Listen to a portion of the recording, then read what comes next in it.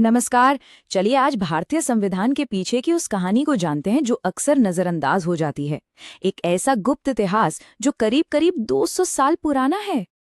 अच्छा, हम सब ने ये तो सुना ही है कि हमारे संविधान को बनने में 2 साल, 11 महीने और 18 दिन लगे। पर क्या ये कहानी का पूरा सच है? क्या इतने बड़े देश का जो सबसे बड़ा कानूनी दस्तावेज है, वो सच में इतने कम समय में बिल्कुल स्क्रैच से यानी शून्य से बना दिया गया था? असलियत में कहानी कुछ और ही है। हमारा संविधान एक ऐसी नींव पर खड़ा है जिसे तैयार होने में लगभग 2 सदियां लग गईं। और इस कहानी की शुरुआत होती है एक कंपनी से। तो ये कहानी एक प्राइवेट कंपनी से शुरू होती है जिसके कामों ने एक ऐसा संकट खड़ा कर दिया था कि ब्रिटिश सरकार को बीच में कूदना पड़ा। तो ये ईस्ट इंडिया कंपनी आखिर थी क्या? देखिए, ये कोई आम ट्रेडिंग कंपनी नहीं थी। इसके शेयर होल्डर्स ब्रिटेन के बड़े बड़े रईस लोग थे और क्राउन के साथ इसकी सीधी सीधी डील थी। कंपनी पैसा देगी और बदले में क्राउन उसे व्यापार करने का एकाधिकार और पूरी सुरक्षा देगा। और फिर देखते ही देखते कुछ ही सालों में प्लासी और बक्सर की लड़ाइयों ने इस कंपनी को सिर्फ एक ट्रेडर से एक बहुत बड़ी ताकत में बदल दिया। इलाहाबाद की संधि के बाद तो ये बदलाव समझिए पूरा ही हो गया। कंपनी को मिले दीवानी अधिकार। अब ये दीवानी अधिकार क्या भला थी?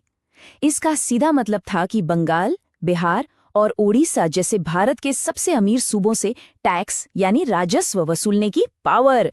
सोचिए, एक प्राइवेट कंपनी को टैक्स वसूलने का हक मिल गया। एक तरह से वो सरकार ही बन गई। और जब इतनी ताकत और बेहिसाब दौलत हाथ में आई तो साथ में आया अंधाधुंध भ्रष्टाचार। कंपनी के अफसर रातों रात अमीर हो रहे थे और अब ये एक इतनी बड़ी समस्या बन चुकी थी जिसे लंदन में बैठी ब्रिटिश सरकार और नजरअंदाज नहीं कर सकती थी। तो अब सवाल ये था कि इस बेलगाम होती कंपनी का क्या किया जाए। और यहीं पर आता है पहला कदम, पहला समाधान, रेगुलेटिंग एक्ट। ये ब्रिटिश सरकार का पहला बड़ा दखल था और इसके 3 मेन मकसद थे। पहला, कंपनी पर लगाम कसना। दूसरा, ये मानना कि हाँ, कंपनी अब एक पॉलिटिकल पावर है। और तीसरा, भारत में एक सेंट्रलाइज्ड एडमिनिस्ट्रेशन यानी केंद्रीकृत प्रशासन की नींव डालना। लेकिन ये जो फीचर्स है ना, यहीं पर एक बहुत ही क्लासिक पेच है, एक जाल जिसमें अक्सर लोग फंस जाते हैं। इनमें से एक पॉइंट को अक्सर गलत समझा जाता है। तो सवाल ये है, क्या इस एक्ट ने गवर्नर जनरल ऑफ इंडिया का पद बनाया था? सही या गलत? अब सुनने में तो ये बहुत मामूली सी बात लगती है ना? लेकिन यही सारा खेल है। जी नहीं, जवाब है गलत। ये पद गवर्नर जनरल ऑफ बंगाल का था, इंडिया का नहीं।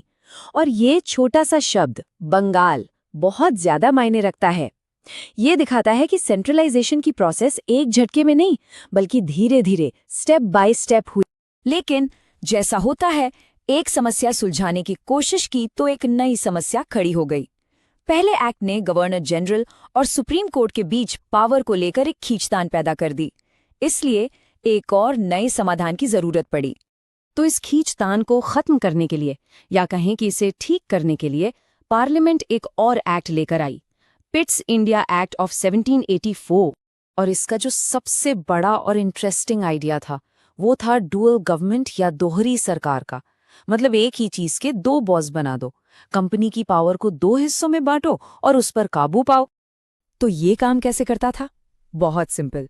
कंपनी के जो अपने डायरेक्टर्स थे उन्हें कहा गया, ठीक है, आप लोग अपना बिजनेस देखिए, व्यापार संभालिए, और सारे पॉलिटिकल, मिलिट्री, रेवेन्यू के मामले वो सब संभालने के लिए एक नई बॉडी बना दी, बोर्ड ऑफ कंट्रोल, जो सीधे ब्रिटिश सरकार को रिपोर्ट करती थी।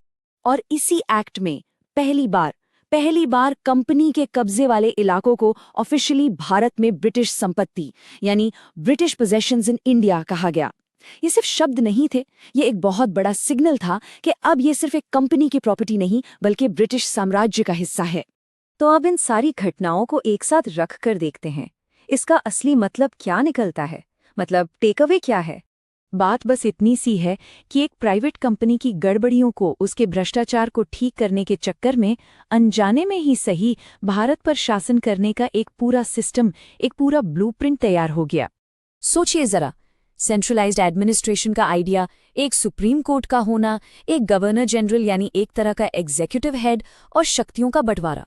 ये सारे कॉन्सेप्ट्स जो आज किसी भी मॉडर्न स्टेट के लिए जरूरी हैं, इनकी जड़ें इन्हीं शुरुआती एक्ट्स में थीं। तो ये सिर्फ उस समय के लिए कोई टेम्पररी जुगाड़ नहीं था। नहीं, ये वो बुनियाद के पत्थर थे जिन पर अगले 200 सालों तक भारत में ब्रिटिश राज की इमारत खड़ी रही। और इसी बुनियाद की गूंज हमें बाद में अपने संविधान में भी सुनाई देती है। और यही वो सवाल है जो हमें सोचना चाहिए। एक प्राइवेट कंपनी को कंट्रोल करने के लिए बनाया गया ये सिस्टम, इसकी कितनी परछाई आज भी हमारे गवर्नेंस के तरीकों पर पड़ती है। इतिहास कभी सिर्फ किताबों में नहीं रहता, वो हमारे आज में, हमारे सिस्टम में जिंदा रहता है। इस पर सोचिएगा जरूर।